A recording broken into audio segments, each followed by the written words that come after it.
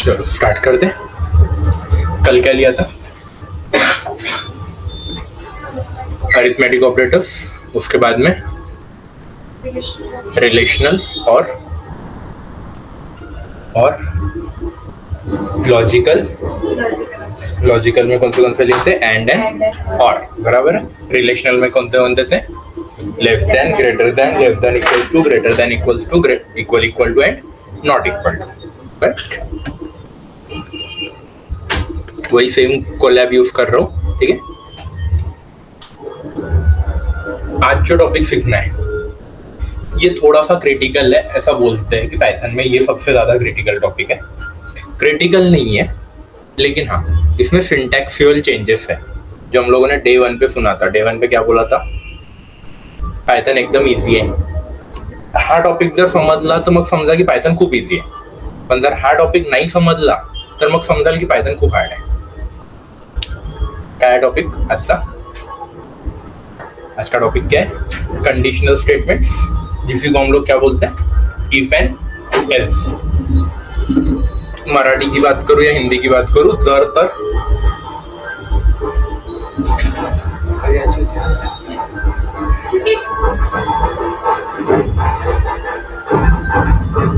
मराठीत क्या म्हणते? जर तर. अगर ऑनलाइन में आवाज नहीं आ रहा है तो बस कमेंट कर देना रे भाई, कोई तो भी एक चैट. ठीक है, मैं माइक इंक्रीज कर लूंगा, आज डिस्टर्बेंस है थोड़ा सा.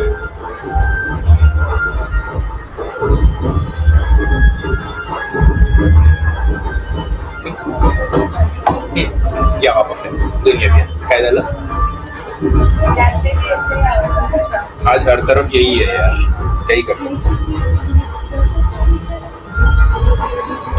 क्या बोला था मराठीतलं? जर तर. जर तर म्हणजे काय? आइदर ये या फिर वो. अगर ऐसा कुछ है जो हम लोगों को प्रोग्रामिंग में करना है, प्रोग्रामिंग में क्या कर सकते हैं?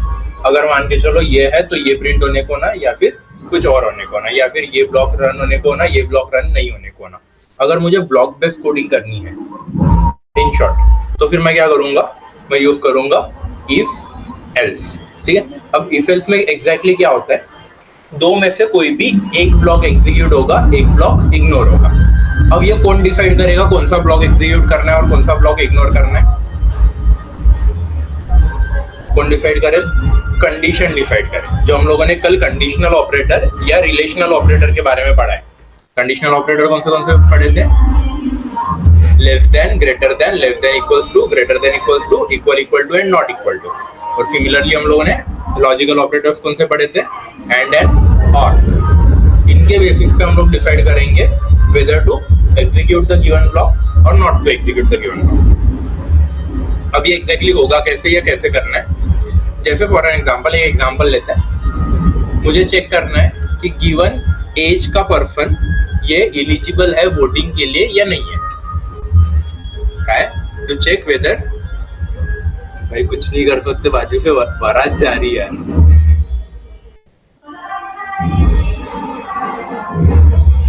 बहुत ज्यादा आवाज है. 2 मिनट होल्ड करो, 2 या 5 मिनट लगेंगे उसको निकलने के लिए. एक काम करना, तो दरवाजा बंद करो.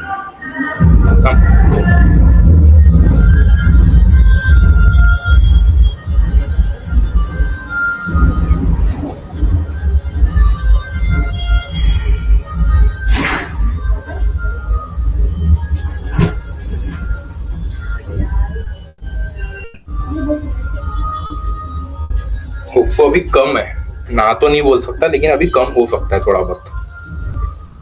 थोड़ा सा कमी वाटत है ना. चलो स्टार्ट करते वापस से. ये क्या बोला इफ एल्स के बारे में? जर तर. बस एवढं जरी लक्षात राहिलं तरी मोर देन सफिशियंट आहे. काय म्हटलेलं आहे? आइदर एक ब्लॉक एग्जीक्यूट होगा, एक ब्लॉक इग्नोर होगा. एग्जाम्पल कौन सा लिया हम लोगों ने? To check whether the given person is eligible for voting और नॉट. मतलब क्या लेंगे हम लोग इनपुट में? एज. लेटर से मैंने एज ले लिया. एज कभी फ्लोट में रहेंगी क्या? नहीं. क्या रहेगा? Integer int input enter age. अब एज जो भी इंटर करेगा उसके बेसिस पे हमको क्या प्रिंट करना है? एलिजिबल या फिर नॉट एलिजिबल.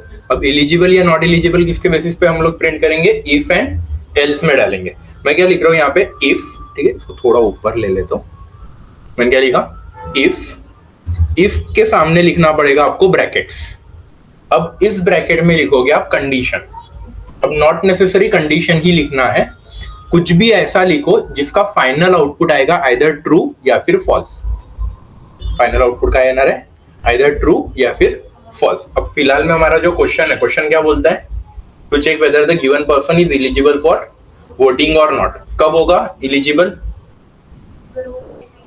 18 प्लस है तो मतलब एज इज ग्रेटर देन और इक्वल्स टू 18। तो फिर सामने क्या दूंगा, कोलन लगाऊंगा। ये सेमी कोलन नहीं है, अच्छे से देख लो, 2 डॉट्स है वो, ठीक है। बाकी प्रोग्रामिंग लैंग्वेजेस में हम लोग क्या लगाते हैं, सेमी कोलन लगाते हैं। Semi colon is something like this. हम लोग को क्या यूज करना है, कोलन। अब यहां से एंटर हिट कर रहा हो तो स्पेस छूटी हुई दिख रही है बीच में इन दोनों के, बराबर है। ये है टैब स्पेस, एक टैब स्पेस। एक टैब स्पेस मतलब कितने स्पेस बार, 4। लेकिन आप लोग ध्यान में क्या रखोगे, इसके बीच में स्पेस कितना रहेगा, एक टैब स्पेस का। जो भी आपको इसमें लिखना है, अब वो कहां पे लिखोगे आप, वो टैब स्पेस के साथ में लिखोगे। जैसे मैंने यहाँ पे लिख देना है प्रिंट एलिजिबल। अब इसको एंड करना है तो वो टैब स्पेस वापस लेके आ जाओ, मतलब यहाँ पे फिर से बैक स्पेस दे देंगे, एल्स लिख दिया, फिर से अभी एल्स की बॉडी लिखनी है तो फिर से टैब स्पेस दिया, प्रिंट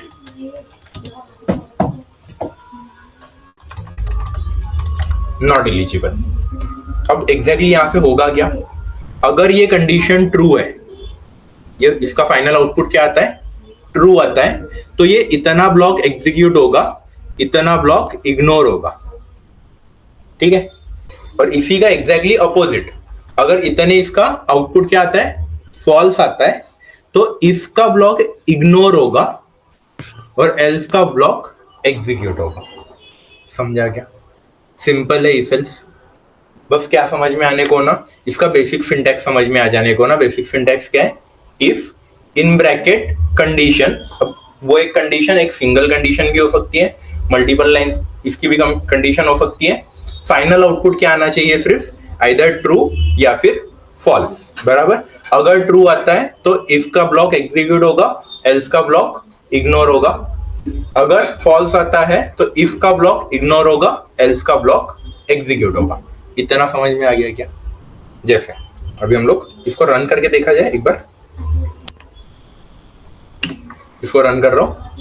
अभी एज मैंने दे दी है 45, तो 45 इज ग्रेटर देन और इक्वल्स टू 18। ट्रू है या फॉल्स है, ट्रू है, इसलिए फिर क्या होगा, वो एलिजिबल प्रिंट होगा और नीचे वाला इग्नोर हो जाएगा। हुआ सेम वही। अगर मैंने क्या दे दिया 11 इज ग्रेटर देन और इक्वल्स टू 18, ट्रू है या फॉल्स है, फॉल्स है, इसलिए फिर क्या हो गया, इफ का ब्लॉक इग्नोर हो गया, एल्स का ब्लॉक एग्जीक्यूट हो गया, बराबर है। अब एक सबसे मेजर क्वेश्चन आता है, सर ये जो आप बोल रहे हो, इसको जो ब्लॉक बोल रहे हो, ये हमेशा एक ही लाइन रहेगा या मल्टीपल लाइन भी लिख सकते हैं, मल्टीपल लाइन भी लिख सकते हैं। ब्लॉक कब बोला जाएगा, जब हम लोग एक या एक से ज्यादा लाइन लिख रहे हैं तो उसको ब्लॉक बोला जाएगा। जैसे फॉर एन एग्जांपल एक क्वेश्चन है मेरे पास में अभी, नेक्स्ट आपको क्या करना है, एक स्टूडेंट के मार्क्स लेने हैं टोटल 3 सब्जेक्ट के, ठीक है, धीरे धीरे करके आगे बढ़ेंगे। टोटल कितने मार्क्स लेने हैं आपको, 3 सब्जेक्ट के मार्क्स लेने हैं। लेटर से S1 का मैंने मार्क ले लिया, float input enter marks for subject 1, ठीक है। सिमिलरली मैं क्या करता हूं, F2 एंड F3 के लिए ले लूंगा, सब्जेक्ट 2 सब्जेक्ट 3, इसको ले लिया मैंने F3 में, इसको ले लिया F2 में। अब टोटल कितने लोग होंगे मार्क्स है मेरे पास में, 3 सब्जेक्ट के मार्क्स है। मुझे इसका क्या करना है, परसेंटेज फाइंड आउट करना है। लेकिन कब, अगर मेरा स्टूडेंट पास है तो पहले तो मुझे ये चेक करना है कि मेरा स्टूडेंट पास है या फेल है।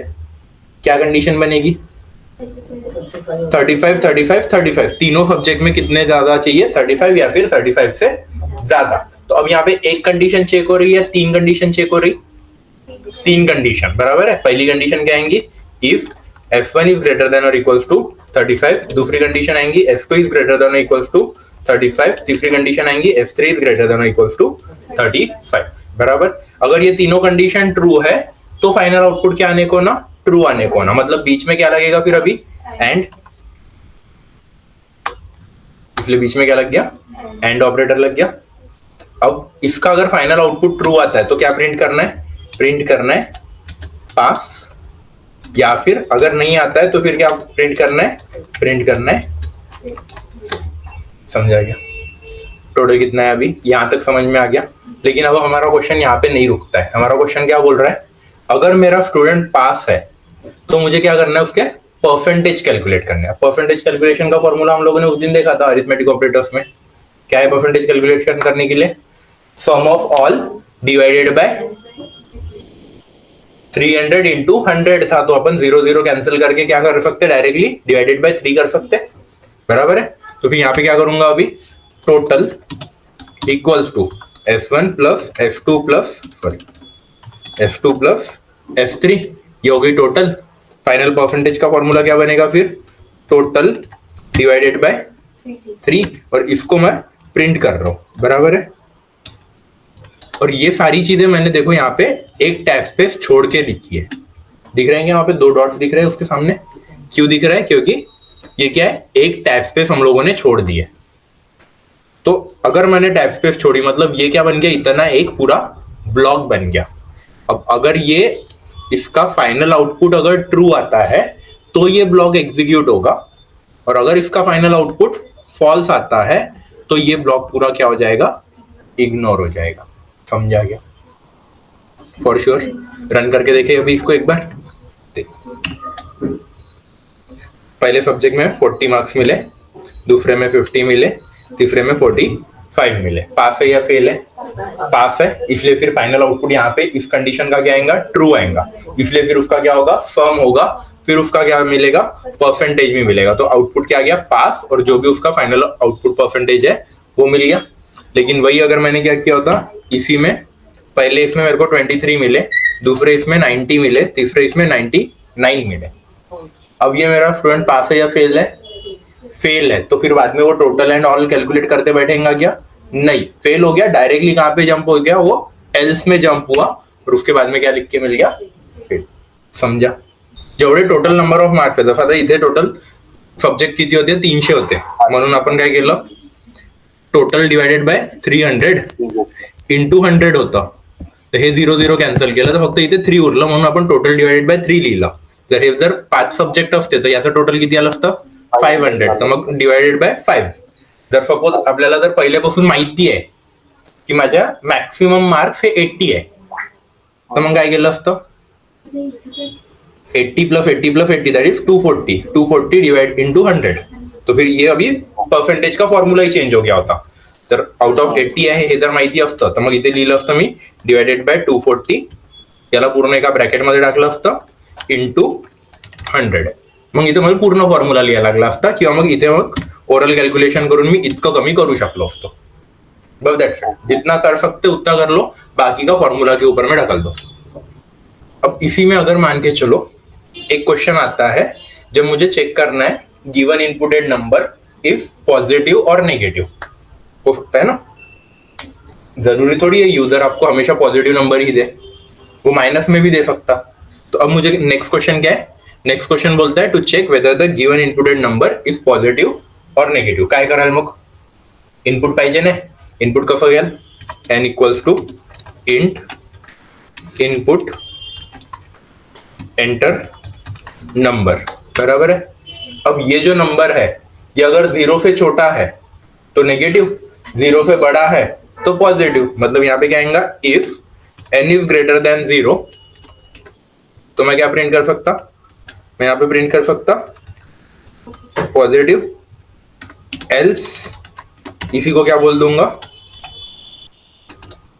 नेगेटिव, बराबर है। देखो अभी यहाँ पे अगर मैंने दे दिया 99 तो ये क्या है, पॉजिटिव है, लेकिन वही अगर मैंने दे दिया -9 तो ये क्या है, नेगेटिव है, तो फाइनल आउटपुट क्या आ गया, नेगेटिव आ गया, बराबर। लेकिन अगर मेरे पास में क्वेश्चन आता है to check whether the given inputted number is positive, negative और 0, अब कितने कंडीशन आ गए, 3 condition.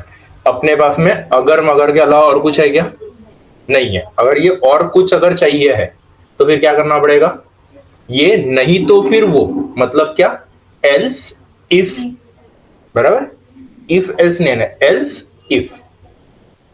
If timing is 7 batch start, else if timing is 6:50 send a message, reminder message, else if timing is 6 send an link, else leave it, बराबर है। अब ये basically normal code है।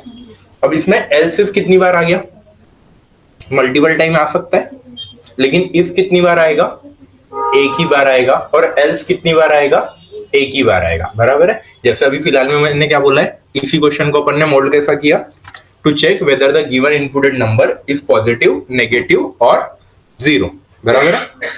क्या क्वेश्चन है, to check whether the given inputted number is positive, negative or zero। Total किती condition लागणार आहे इथे, 3। पहिली कंडिशन कोणती आहे, पहिले तर आपल्याला नंबर घ्यावा लागेल, n मध्ये नंबर घेतोय, int input enter a number। उसके बाद में फिर क्या बोला है, if the number is greater than 0 तो क्या बोलूंगा, इट्स पॉजिटिव, बराबर है। अब मुझे फिर से कंडीशन चेक करनी है, एल्स में कंडीशन चेक करते क्या अपन, नहीं, एल्स में ब्रैकेट है क्या, है ही नहीं। तो अगर मुझे अब फिर से कंडीशन चेक करनी है तो मैं एल्स नहीं लिखूंगा, मैं लिखूंगा एल्स इफ। क्या लिखूंगा, एल्स इफ। लेकिन ये पाइथन है, इसमें शॉर्टकट तो बनता है ना, पाइथन है तो। अब इसने एल्स इफ का शॉर्टकट बना दिया एलिफ। एल्स इफ को क्या बोला जाएगा फिर अब पाइथन में, एलिफ, ठीक है। अब इसके सामने आप लोग कंडीशन चेक कर सकते हो। अब मैं दूसरी कंडीशन क्या देता, ए इज लेस देन 0,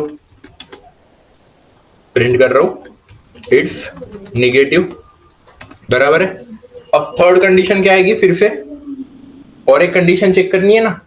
क्या कंडीशन है, a equal n equal to 0, ऊपर भी n आएगा। अरे बाबा बताओ ना, अरे गलत हुआ तो, ठीक है। फिर यहाँ पे हम लोग क्या प्रिंट करेंगे अभी, इट्स 0। अब मैंने इस पर्टिकुलर कोड में कितने कंडीशन चेक कर लिए, 3, बराबर है। पहला कंडीशन इफ में, दूसरा एलिफ में, तीसरा फिर से एलिफ में, बराबर है। इस पर्टिकुलर पॉइंट पे कहीं पे मैंने एल्स लिखा है क्या, नहीं। जरूरी है क्या एल्स लिखना, नहीं। लेकिन इफ लिखना जरूरी है क्या, हाँ, क्योंकि इफ कंपलसरी है, इफ के बिना एलिफ या फिर एल्स नहीं लिख सकते। लेकिन एल्स आप लोग ऑप्शनल रख सकते हो, लिखना है तो लिखो, नहीं लिखना है तो मत लिखो, बराबर है। और एलिफ के बारे में ऐसा बोला जाता है, एलिफ ये ऑप्शनल है, लिखना है तो लिखो, नहीं लिखना है तो मत लिखो। और एक ही बार में 2 या 2 से ज्यादा भी लिख सकते हैं। जैसे इस पर्टिकुलर कंडीशन में हम लोगों ने एलिफ कितनी बार लिखा है, 2 बार, बराबर है। अब यही सेम आउटपुट, चलो पहले इसका आउटपुट देख लेते। मैंने इनपुट दे दिया 2 to 3, क्या है, पॉजिटिव है, इसलिए आउटपुट आ गया इट्स पॉजिटिव। मैंने आउटपुट दे दिया -9, तो क्या आएगा, इट्स नेगेटिव। मैंने दिया 0, तो आउटपुट आ गया इट्स 0। अब सेम कोड, सारी चीजें सेम, लेकिन अगर मैंने यहाँ पे कंडीशन चेक नहीं की तो क्या होगा, कोई फर्क पड़ेगा क्या, वैसे भी एक ही बात है ना। अगर पॉजिटिव है तो पॉजिटिव में ऊपर पकड़ा गया, नेगेटिव है तो नेगेटिव में पकड़ा गया। अगर दोनों नहीं है तो फिर बिट ऑब्वियसली क्या है, 0 ही है। तो अब ये कंडीशनल ऑप्शनल है, इसकी जगह पे मैंने क्या लिख दिया, 0 भी लिख दिया तो भी चल जाएगा, लेकिन ये क्वेश्चन टू क्वेश्चन वेरी करेगा, बराबर है। अब देखते हैं आउटपुट सेम आता है क्या। तो मैंने 23 दिया, इट्स पॉजिटिव। मैंने -78 दिया, इट्स नेगेटिव। मैंने 0 दे दिया तो आ गया इट्स 0। सिंपल है, बरोबर आहे का इथपर्यंत। यात सेम याला सॉल्व करण्याचा पुन्हा एक मेथड असू शकतो का, हो सकता है ना। क्या मेथड है ये भी देख लो, ठीक है। अगर मैंने क्या किया, n के अंदर में इनपुट लिया, यहां तक समझ में आ रहा है ना, कोई कंफ्यूजन। अगर मैंने एक इनपुट लिया, int input enter a number, ठीक है। अब मैंने क्या किया, if n is greater then 0 print करता हूं मैं इट्स पॉजिटिव, बराबर। अब इसके एल्स में आता, ठीक है, कहां पे आ गए अब अपन एल्स में। एल्स में आने के बाद में अब पॉसिबिलिटी क्या क्या है, एक तो नेगेटिव हो सकता है या फिर जीरो भी हो सकता है, बराबर है ना, दोनों पॉसिबिलिटीज है। दोनों चीजें एक साथ अपन चेक कर सकते हैं क्या, नहीं, लेकिन इस एल्स के अंदर मैं फिर से चेक कर सकता हूं ना, if n is less then 0 तो मैं बोल दूंगा इट्स नेगेटिव, एल्स इट्स 0। अब ये थोड़ा सा कंफ्यूजन क्रिएट कर रहा होगा, बराबर है। ये कंफ्यूजन क्यों क्रिएट कर रहा है, एक बार फ्लो के साथ में जाएंगे, ठीक है। लेट अस से अज्यूम कर रहा हूं मैं, नंबर मिला है -7, ठीक है, नंबर क्या मिला, -7।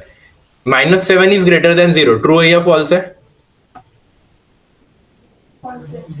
ग्रेटर देन 0 फॉल्स है ना, तो फिर ये क्या होगा, ये पूरा इग्नोर हो गया, इतना छोड़ दू, इग्नोर हो गया, तो फिर ये यहां से कहां पे जंप हो गया, एल्स में। अब एल्स में आने के बाद में इसमें क्या दिख रहा है, अंदर में और एक क्या दिख रहा है, इफ और एल्स का ब्लॉक दिख रहा है। तो अब अंदर आने के बाद में क्या चेक किया उसने, n is less then 0, -7 is less then 0, true है या फॉल्स है, ट्रू है, इसलिए फिर क्या होगा, ये इतना ब्लॉक एग्जीक्यूट होगा और ये इसका एल्स क्या हो जाएगा, इग्नोर हो जाएगा, समझा गया। तो फाइनल आउटपुट क्या आ गया, इट्स नेगेटिव।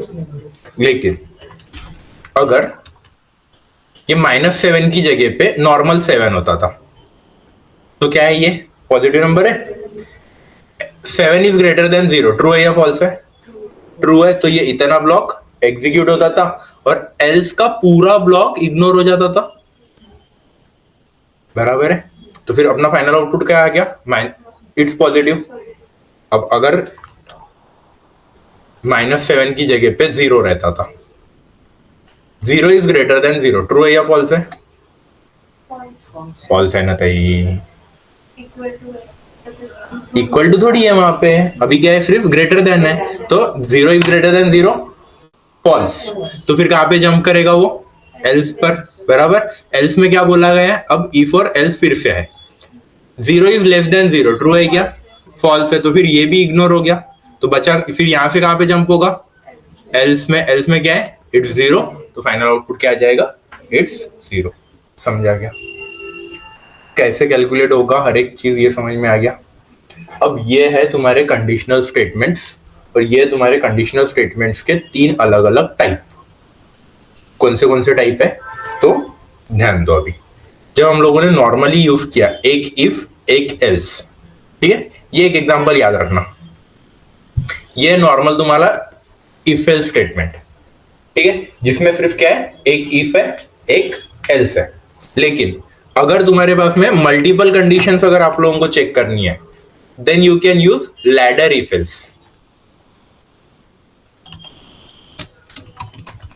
इसको क्या बोलोगे, लैडर इफ एल्स। लैडर क्यों बोलोगे, यहाँ पे मल्टीपल स्टेप्स है, बराबर है, उसमें से कोई भी एक स्टेप एग्जीक्यूट होगी, बाकी के इग्नोर हो जाएंगे। देखो यहाँ पे क्या बोला गया है, जैसे अभी अगर मैंने n की वैल्यू लेटेस्ट से 0 ली होती, ठीक है, क्या लिए, 0, 0 इज ग्रेटर देन 0, फॉल्स है, इसलिए फिर यहां से कहां पे जंप होगा, एलिफ पे। 0 इज लेस देन 0, फॉल्स है, इसलिए फिर से यहां से कहां पे जंप होगा, एल्स पे। अब एल्स में क्या दिख गया, इट्स 0, तो ये हो गया तुम्हारा एग्जीक्यूट। अब वही अगर यहाँ पे मिलता था लेटेस्ट से 10, 0 is greater then 0, sorry 10 is greater then 0, true, तो ये इतना ब्लॉक एग्जीक्यूट हो गया होता, और अब नीचे का पूरा ब्लॉक इग्नोर सीधा। समझा क्या, वही अगर -10 होता था तो पहला वाला पहले इग्नोर होता था, पहला वाला इग्नोर होता था, सेकंड वाला एग्जीक्यूट होता था, और फिर यहां से कहां पे जंप करता था, वो डायरेक्ट बाहर जंप करता था। समझा गया, इफ एलिफ एल्स, इफ एक बार, एलिफ चाहिए उतनी बार लिख सकते हैं आप लोग, मल्टीपल टाइम्स लिख सकते हो। एल्स कितनी बार लिखोगे, एक बार, और वो भी ऑप्शनल है, लिखना है लिखो, नहीं लिखना है मत लिखो। समझा गया, लेकिन इफ तो एक बार लिखना ही पड़ेगा अगर आपको नीचे क्या लिखना है, एलिफ वगैरह लिखना है तो। समझा यहां तक। अगर ये समझ में आ गया तो हम लोग आगे बढ़ते हैं फॉर योर, इसको बोला जाता है नेस्टेड इफ एल्स। इसको क्या बोला जाएगा? देखो, अब बात ऐसी है, एज एन फैकल्टी मुझे सिखाना जरूरी है, लेकिन मैं पर्सनली कभी सजेस्ट नहीं करता नेस्टेड इफ एल्स यूज करो करके, क्योंकि ये बहुत ज्यादा कंफ्यूजन क्रिएट करता है। अभी भी तो ऑब्वियसली अभी सिखा रहा हूं तो अभी ये बहुत जल्दी समझ में भी आ गया होगा, या ऐसा लग रहा होगा सर फोपसता है, एक के अंदर ही तो लिखना है, उसके अंदर जाने के बाद में चेक करना है, लेकिन ये आगे चल के कंफ्यूजन क्रिएट करता है। जब आप लोगों को आज जब शीट्स मिलेंगे आपके ऐप के ऊपर में, आप लोगों को समझ में आएगा कि हाँ भाई ये कंफ्यूजन सच में क्रिएट करता है। एज एन फैकल्टी मेरा काम है सिखाना, एज एन स्टूडेंट एक बार सीखना आपका काम है, क्योंकि आप लोगों को अगर पूछा जाए तो आप लोगों को बताते आने को ना की नेस्टेड इफ एल्स क्या है, या एक्झॅक्टली काय यूज असतो हे पण सांगता आलं पाहिजे, बट मॅक्सिमम चीजें इसके बिना हो जाती है। तो रियल लाइफ एप्लीकेशंस पे, या जब हम लोग आगे काम करेंगे, जब हम लोग लॉजिक बिल्डिंग पे काम करेंगे बहुत ज्यादा, तब इसको मैं यूज नहीं करूंगा और मैं आप लोगों को भी यूज करने के लिए सजेस्ट नहीं करूंगा। लेकिन बिट ऑब्वियसली ये सजेशन है, लेना है लो, नहीं लेना है मत लो। क्या है फिर अब ये नेस्टेड इफ एल्स? अब नेस्टेड का मीनिंग ये होता है एक के अंदर एक। ऑलरेडी एक इफ एल्स चालू है, बराबर है ना, देख लो यहाँ पे ऑलरेडी एक इफ एल्स चल रहा था, उसके अंदर फिर से क्या हो गया, और एक इफ एल्स आ गया। अब हो सकता है ये एल्स के अंदर आए, हो सकता है ये इफ के अंदर भी आ सकता है। इसी कोड को लिखने का और एक तरीका है, ये एल्स इक्वल्स टू 0 में ना इधर भी लिख सकता था, सॉरी यहां पे ना लिखते हो, मैं नए कोड में ही लिखता हूं, बेटर रहेगा। n equals to int input enter a number if n is greater than और इक्वल्स टू 0। अब यहाँ पे कितने कंडीशंस आ गए? 2। एक ग्रेटर देन 0 भी हो सकता है या फिर इक्वल टू 0 भी हो सकता है, तो इसलिए इसके अंदर मैंने क्या किया, फिर से इफ लिखा, n इक्वल टू 0, तो मैं प्रिंट कर दूंगा इट्स 0। इसके एल्स में प्रिंट करूंगा इट्स पॉजिटिव, बराबर है। अब इसके बाहर आने के बाद में जो ऊपर वाला इफ लिखा था उसका एल्स लिख रहा हूं मैं, और उसके एल्स में क्या लिख दूंगा फिर? अभी देखो पॉजिटिव और 0 तो कंसीडर हो ही चुका है ना, फिर बचा क्या? नेगेटिव। तो फिर यहां पे आके मैं प्रिंट कर दूंगा इट्स नेगेटिव, बराबर है। अब अगर 0 है या फिर पॉजिटिव है तो इफ के अंदर जाएगा और फिर अंदर जाके चेक होगा, अदरवाइज डायरेक्टली कहां पे आ जाएगा? नेगेटिव पे आएगा। तो यहाँ पे क्या मिल जाएगा आप लोगों को? फाइनल आउटपुट मिल जाएगा इट्स नेगेटिव। समझा? अब इसके लिए अपन और एक एग्जांपल लेते हैं जो शायद थोड़ा टफ है, समझ में आए तो ट्राई करते हैं, ठीक है? थोड़ा डेप्थ में जाएंगे और शायद इससे हो सकता है आपका एक और कंफ्यूजन भी क्लियर हो जाए। लीप ईयर काय असते माहिती आहे का? हा, एक दिवस जास्त असते, बट इयरच्या नंबरवरून तुम्ही माहित करू शकता का की लीप ईयर आहे या नाही आहे? जैसे 2000 is an leap year, 1996 is an leap year, बराबर। अब कॉलेजेस में या स्कूल्स में मैक्सिमम जगह पे हम लोगों को ये पढ़ाया जाता है कि leap year is a number which occurs after every 4 years, but ये असलियत नहीं है,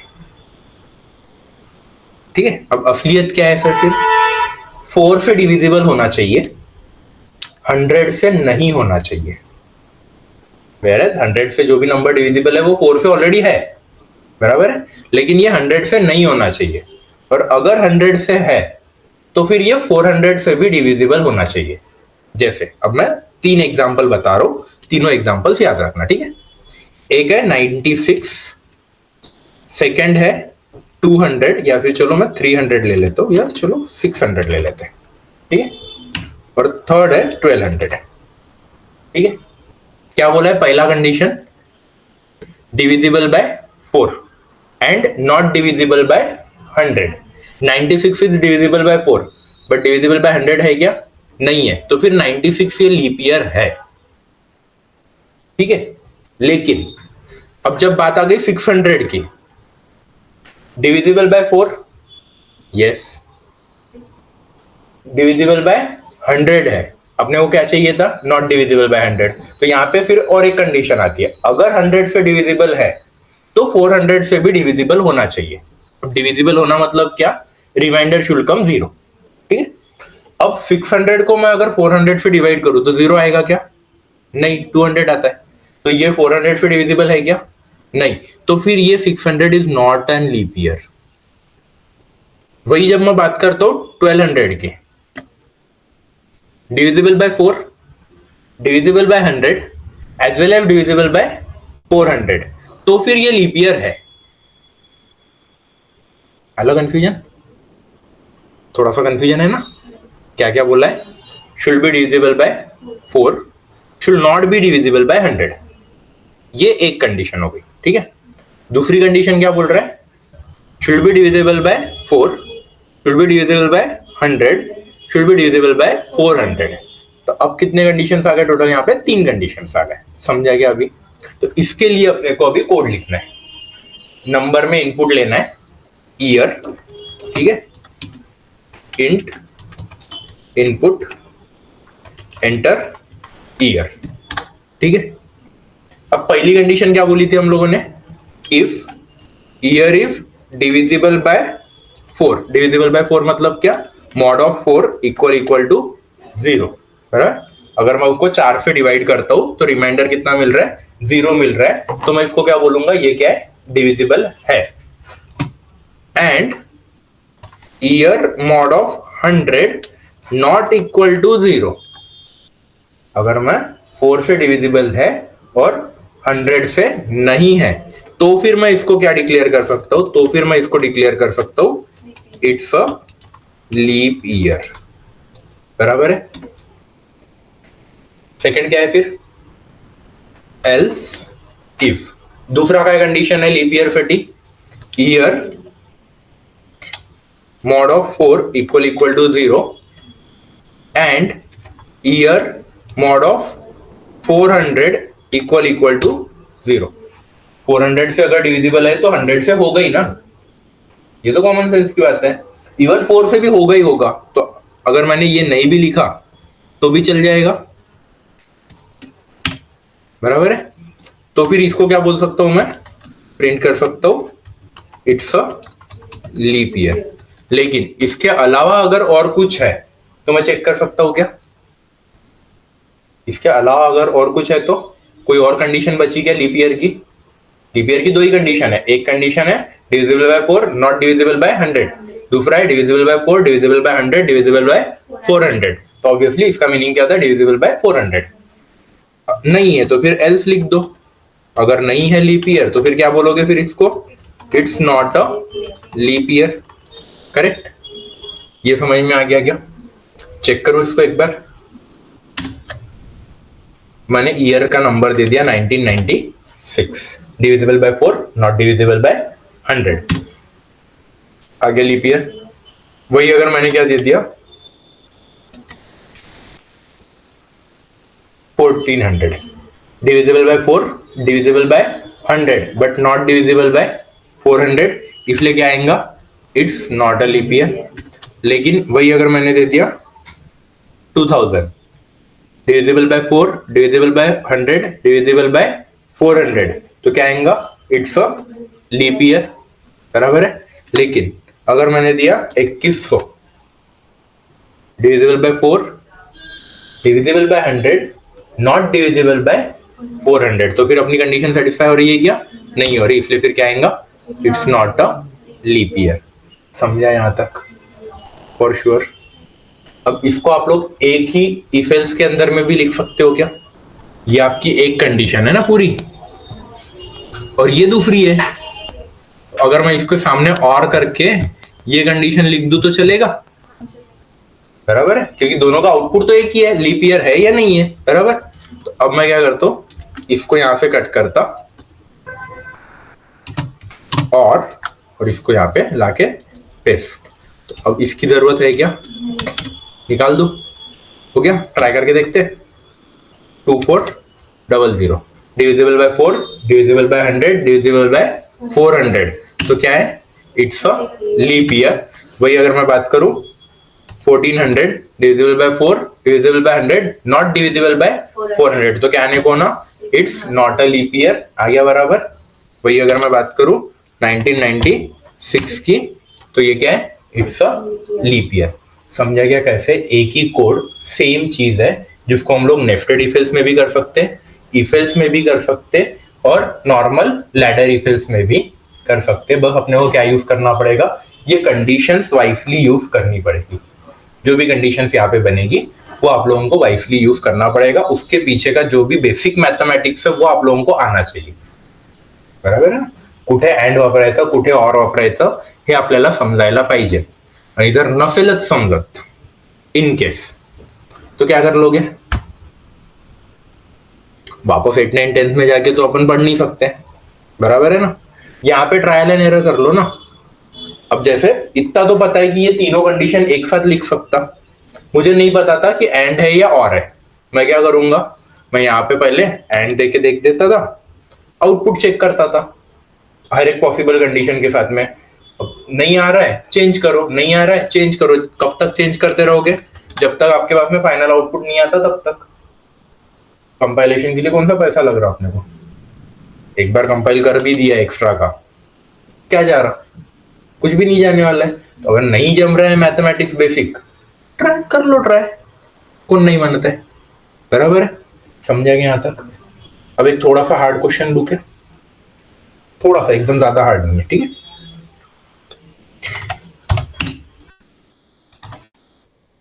तो आप लोग बताओ थोड़ा थोड़ा कि करना कैसे. सिंपल सा क्वेश्चन है. क्वेश्चन बोलता है मेरे पास में एक बंदे के मार्क्स आ रहे हैं, ठीक है. मार्क्स है उसके टोटल 3 सब्जेक्ट के. कंसिडरिंग, चलो अपन कंसिडर करके चलते हैं कि मैक्सिमम मार्क्स 50 है, ठीक है. 50 के ऊपर उसको मार्क्स नहीं मिलने वाले एका सब्जेक्टचे. हाफ इयरलीची एक्झाम आहे, 50 मार्काचा पेपर आहे, ठीक आहे.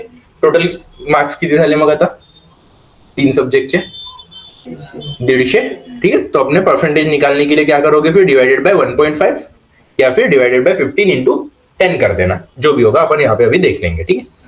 क्वेश्चन समझ के चलो. क्वेश्चन सिंपल है, आप लोगों को एक बंदे के 3 सब्जेक्ट के मार्क्स लेने, चेक करना है ये पास है या फेल है. अगर पास है तो उसको कौन सा ग्रेड मिला है ये प्रिंट करना है. अब ग्रेड कौन से बेसिस पर है, ग्रेड है अगर उसको 35 से 60% है तो इट्स सी ग्रेड, 60 से 85 है तो इट्स बी ग्रेड, एंड 85 से लेके अगर 100% है तो इट्स ए ग्रेड, ठीक है. नॉर्मल, समझ में आ गया क्वेश्चन. अब बताओ स्टेप्स क्या होंगी हमारी इसके लिए. फर्स्ट स्टेप तो ये है कि मुझे 3 सब्जेक्ट के मार्क्स लेने. देखो अब क्वेश्चन बड़ा है ना, थोड़ा सा बड़ा है, 2-3 चीजें एक साथ आ रही है, तो यहाँ पे बम्बल अप नहीं होना है. यहाँ पे क्या करोगे, स्टेप बाय स्टेप जाओगे. अब मेरी लैंग्वेज में मैं बोलता हूँ, क्वेश्चन को जितना तोड़ोगे उतना अच्छा है. एक बड़ा सा क्वेश्चन मिल गया ना आपको, अब इसको जितना तोड़ोगे उतना अच्छा है. कैसे तोड़ोगे, अभी इसको मल्टीपल पार्ट्स में ब्रेक करना है. फर्स्ट पार्ट क्या बोल रहा है, 3 सब्जेक्ट के मार्क्स आने वाले, तो बस उतना ही फोकस करो, बाकी का सब इग्नोर मार दो. क्या करना है, अभी 3 सब्जेक्ट के मार्क्स लेने हैं. 3 सब्जेक्ट के मार्क्स लेना क्या बहुत बड़ी बात है क्या अपने लिए. क्या करोगे फिर, ले लू यहाँ पे था ना subject for marks 1 for subject 1, बराबर हो गया. Subject 2 and subject 3.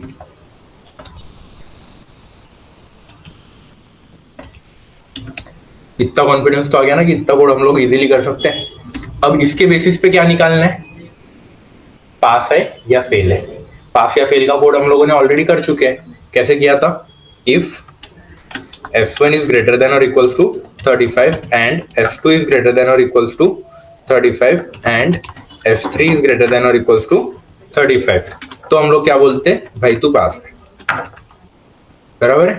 एल्स सही, बराबर. अब क्या बोला है, अगर पास है तो परसेंटेज प्रिंट करना है. मतलब कहां पे, अभी ये बाकी का बचा हुआ कोड कहां पे लिखोगे, बाहर लिखोगे क्या, नहीं, इफ के अंदर. अगर पास है तो वरना आएगा क्या, नहीं, मतलब यहाँ पे इसको कहाँ पे लिखना है, इफ के अंदर लिखना है, मतलब एक टैब स्पेस छोड़ के सारी चीजें करनी है अभी। समझा कि ये चीज क्या अलग अलग शब्द। तो अब यहाँ पे क्या लिखोगे, इफ क्या निकालोगे, अब डायरेक्टली इफ एल्स निकालोगे कि ये बताओ, पहले ग्रेड निकालना है ना, ग्रेड के लिए क्या चाहिए, परसेंटेज चाहिए पहले। परसेंटेज है अपने पास में नहीं, तो पहले परसेंटेज कैलकुलेट करना पड़ेगा। परसेंटेज का फॉर्मूला क्या है, पहले तो टोटल चाहिए फिर परसेंटेज निकालना है। तो total equals to S1 plus S2 plus S3, फिर क्या होगा, percentage equals to total divided by 150 आएगा अब यहाँ पे, क्योंकि हम लोगों ने क्या बोला था, मैक्सिमम मार्क्स कितने हैं एक सब्जेक्ट के 50, तो 3 सब्जेक्ट के मैक्सिमम मार्क्स कितने हो गए 150 इंटू 100। समझा क्या, परसेंटेज कैसे कैलकुलेट करना है ये अब इजीली समझ में आ गया। अब इस परसेंटेज के बेसिस पे क्या करना है, ग्रेड फाइंड आउट करना है, किसके बेसिस पे, परसेंटेज के बेसिस पे। तो अब कंडीशंस क्या लगेगी, if percentage is greater than और equal to 35 and percentage is less than 60। क्या बोला था हम लोगों ने, 35 से 60 में प्रिंट करेंगे हम लोग ग्रेड सी। ठीक है, अब एल्स आएगा या एल्स इफ आएगा, एल्स इफ आएगा, क्यों, क्योंकि मल्टीपल कंडीशन है, बराबर। एलिफ में क्या दूंगा अब मैं, परसेंटेज इज ग्रेटर देन और equals to 60 and percentage is less than और लेस देन 80। तो फिर मैं क्या प्रिंट करता हूं, ग्रेड बी। उसके बाद में फिर अभी डायरेक्टली एल्स दे दूं, क्योंकि परसेंटेज 100 के ऊपर तो जाएंगे नहीं, तो फिर यहां पे क्या करेंगे हम लोग, एल्स ग्रेड ए। चालेल, समझ लगा। अब मेरे को एक बात बताओ, अगर तुम्हारा ग्रेड 35 से कम रहा तो ऑब्वियसली 35 के कम रहा, मतलब वो मार्क्स ही उसके 35 के कम है, तो वो कहाँ जाएगा, फेल। तो उसको चेक करने की जरूरत है क्या, नहीं है। तो अगर चेक करने की जरूरत ही नहीं है कि ये 35 से कम है या नहीं है, तो इसको लिखने में कोई सेंस बन रहा है क्या, सीधी सी बात है ना। अपने को पता है परसेंटेज जो भी आएगा वो 35 के ऊपर ही आने वाला है, तो पहली इसमें उसको 35 से ऊपर है या नहीं है ये फिर से चेक क्यों करूं मैं, समझा क्या। तो उसको मैंने अब मिटा दिया, ठीक है। अब 35 से लेके 60 तक, दैट इज 59 तक जो भी आएगा वो कहां पे कैप्चर हो जाएगा, यहां पे कैप्चर हो जाएगा, बराबर है। 60 या 60 के ऊपर आता है तो ही फिर वो यहां से फॉल्स होके इधर जाएगा, बराबर है। अगर मैंने अभी 61 भेजा तो पहले ये यहां पे चेक होगा 61 इज लेस देन 60, फॉल्स, इसीलिए नीचे गया ना वो। तो फिर से उसको चेक करना कि परसेंटेज इज ग्रेटर देन और इक्वल्स टू 60, इसमें कोई सेंस है क्या, ये ऑलरेडी अगर बड़ा नहीं होता था तो ऊपर पकड़ा गया होता ना वो, तो फिर यहाँ पे फिर से क्यों करना है। तो यहाँ पे क्या कर देता मैं, अब इसको भी रिमूव कर दूंगा, बराबर है। अब इजी लग रहा है क्या, लेकिन ये जो हम लोगों ने अभी किया ये कभी भी फर्स्ट इंस्टेंस में नहीं करना, ये पहली बार में समझ में नहीं आता। अब मैंने अगर डायरेक्टली लिख दिया था परसेंटेज लेस देन 60, तो तुम्हारे दिमाग में आता था क्या, तुम लोग यही सोचते रहते थे अबे 35 बोला था ना तूने भाई, वो कहाँ गया, बराबर है।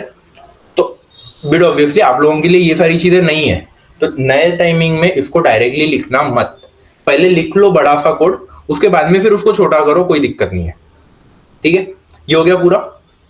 सेकेंड थिंग देखो, अब इसके नीचे का जो एल्स है ना मैंने पहले से लिख के रखा है, बराबर है। ये कब लिखा मैंने, जब पास और फेल मैंने एक छोटा कोड लिखा था तभी, और ये चीज तभी लिखनी है जो हम लोग स्टेप बाय स्टेप जा रहे हैं ना, तो वो स्टेप्स प्रॉपरली जाने को ही होना, अदरवाइज यहाँ पे इंडेंटेशन में एरर आएगा। अगर आज ईमानदारी से जो हम लोगों ने शीट्स दी है वो अगर ट्राई करोगे, आज जो ग्रुप पे शीट्स आएंगे, तो ये सारे प्रॉब्लम्स आज फेस करोगे आप लोग घर पे जाके। इसलिए बार बार बता रहा हूँ कि क्या करना है, कैसे करना है और क्या नहीं करना है। फर्स्ट इंस्टेंस में अगर आप लोग स्टेप बाय स्टेप कोड कर रहे हो तो स्टेप बाय स्टेप ही जाना है, उसके बाद में फिर पूरा कोड एक बार फिर से चेक करना कि इसमें मैं कुछ कर सकता हूँ क्या, उसके पहले चेक मत करना, पहले होन जाओ, जितना लेंदी हो जाएगा ना हो जाने दो, कोई दिक्कत नहीं है। उसके बाद में फिर हम लोग देखेंगे कि धीरे धीरे कितना कम करना है, कितना बढ़ाना है, हम लोग बाद में देखेंगे। ये कोड समझ में आ गया? रन करके एक बार फाइनल आउटपुट चेक कर ले बट से। चलो इसको करते एग्जीक्यूट। पहले सब्जेक्ट के मार्क्स 23, दूसरे सब्जेक्ट के मार्क 90, तीसरे सब्जेक्ट के मार्क 98। पास है या फेल है बच्चा? फेल है, तो फाइनली क्या कहाँ पे भाग जाएगा ये? डायरेक्टली फेल पे। ठीक है, अब अगर मैंने इसको चेक किया, पहले सब्जेक्ट में 39, 36, 37 काटा और पास है। लेकिन कौन सा ग्रेड आएगा इसका? सी आएगा। क्यों? क्योंकि परसेंटेज क्या हो जाएंगे? नियरली समथिंग 37, 38 के आसपास में परसेंटेज आएंगे। तो इसमें क्या आने को ना था? ग्रेड सी आने को ना, क्या आ गया अपना? ग्रेड बी आया। क्यों आया अब ये बताओ? पास है, बराबर है, percentage should be less than 60, वो भी बराबर है, लेकिन फिर भी हमारा कहाँ पे अब गलत हुआ ये सोचो। ट्राई करके देखना है। अभी गलती आ गई ना कहीं पे, तो भी कुछ तो भी गलत हुआ। क्या गलत हुआ ये समझ में आ रहा है क्या? नहीं। तो अब कैसे चेक करोगे? ओरली चेक करते बैठोगे क्या? नहीं, हर एक इसको अभी प्रिंट करके देखते। देखो पास तो आ गया, तो हम लोग पहले क्या करते? टोटल प्रिंट करके देखते, और टोटल के साथ साथ परसेंटेज को भी प्रिंट करेंगे। ठीक है, तो अब मैं यहाँ पे क्या करता, यहाँ पे जाऊंगा, प्रिंट करूंगा मैं टोटल को, और उसके बाद में फिर मैं प्रिंट करूंगा परसेंटेज को। ठीक है, अब देखो क्या क्या मार्क्स दिए थे? 39, 36 एंड 37। टोटल कितना आने को ना इसका? 9 + 7 16, 16 + 6 22, बाजू में आने को ना 2, तो 112, और उसका परसेंटेज कितना आ गया? 74, बराबर है। 74 अगर परसेंटेज आ रहा है तो फिर आपको कौन से ग्रेड में आएगा? बी में आएगा। अब बताओ 74 परसेंटेज क्यों आया? अगर किसी का ध्यान है ना तो पट से पकड़ लेगा, नहीं है तो नहीं पकड़ोगे। डिवाइड बाय 150, एग्जैक्टली, सीधी सी बात है। हम लोगों ने मैक्सिमम मार्क्स कितने पकड़े थे? मैक्सिमम मार्क्स कितने पकड़े थे हर एक सब्जेक्ट के? मैक्सिमम मार्क्स 50 पकड़ा था भाई, बराबर है। तो फिर 50 आउट ऑफ अगर 37 मिल रहा है तो वो कितना हो गया? 70% के आसपास हो गए ना। अपन आप लोग क्या सोच रहे थे? 100 के साथ में सोच रहे थे। समझा अभी कि वहां पे 150 क्यों लिखा और उसके वजह से क्या चेंजेस होंगे ये समझ में आ गया क्या? अभी कोड में कोई गलती है अपने? नहीं है, क्लीन समझ में आ गया। अभी ट्राई करके देखना है अभी फिर से कोई एक आधी। अब अपन थोड़ा सा एकदम टॉपर वाला बच्चा निकालते, जिसको 90 तो नहीं, 50 पैकी कितने मिलेंगे? 48, 49 मार्क्स डालेंगे बेचारे को। चलो 49, 48, 49, बराबर कितने परसेंटेज हो जाएंगे? नियरली समथिंग 89, 98 सॉरी, बराबर। तो क्या मिल गया? ग्रेड ए, बराबर। ग्रेड सी कब मिलेगा? अगर 35% से कम है तो 35% से 60% से कम है तो ग्रेड सी, 80% से कम है तो ग्रेड बी, 100 से कम है तो ग्रेड ए। सिंपल सा क्वेश्चन है, समझ में आ गया क्या? अगर ये क्वेश्चन अगर ध्यान में रह गया तो समझ जाओ इफ एल्स भी क्लियर हो जाएगा, लैडर इफ एल्स भी क्लियर हो जाएगा, नेस्टेड इफ एल्स भी क्लियर होगा। क्योंकि देखो अगर जब हम लोगों ने सिर्फ इतना लिखा था इस कोड को, तो ये किसका एग्जांपल बन गया था? इफ एल्स का। ठीक है, जब अगर मैं सिर्फ इतना कोड चेक करूं, अगर जितना मैंने अभी सिलेक्ट किया है, तो ये कौन सा है? ये लैडर इफ एल्स है। और अगर मैं पूरा एक बार देखूं तो ये किसका एग्जांपल है? ये नेस्टेड इफ एल्स का एग्जांपल है। तो एक ही क्वेश्चन में तीनों टाइप समझ में आ जाएंगे और समझ में रहेंगे कंटिन्यूअसली। कर पाओगे?